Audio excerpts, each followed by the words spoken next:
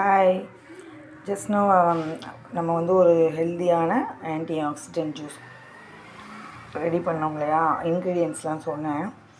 இப்போ நம்ம அதெல்லாம் நல்லா மிக்ஸ் பண்ணியாச்சு. இதில் என்னெல்லாம் இருக்குது அதை பார்க்காதவங்களுக்கு இது புரியணும் இல்லையா?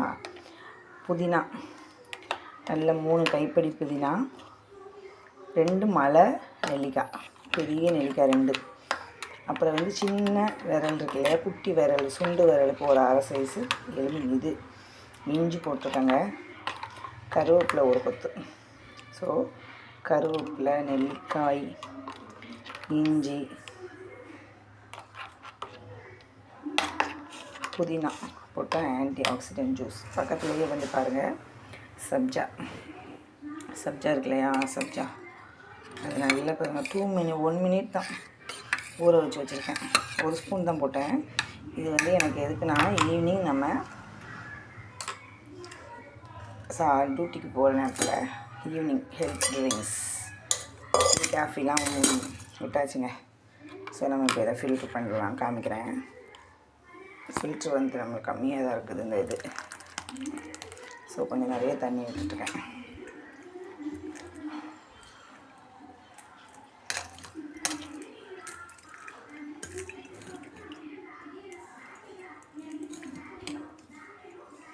இல்லை ஊற்றிட்டு பாருங்கள், 1 ஜார் தான், 1 ஜார் தண்ணி ஊற்றிட்டு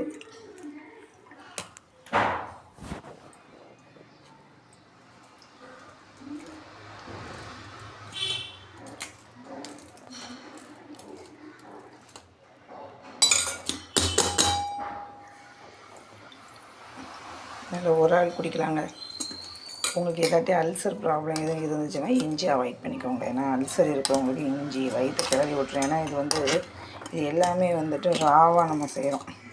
ஸோ உங்களுக்கு வயிறு கிளறி விட்டுரும், அப்புறம் உங்களுக்கு வயிறு வலியில் கொண்டு வச்சிடும்.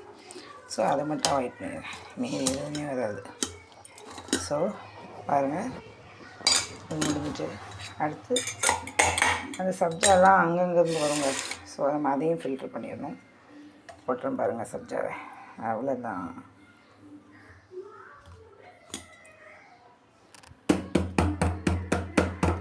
பாருங்கள் சூப்பராக வந்துருக்குறாங்க. சப்ஜாவை போடலாம். நெட்டில் வச்சாச்சு, சப்ஜாவை குட்டியாச்சு. கொட்டிட்டு பாருங்கள்,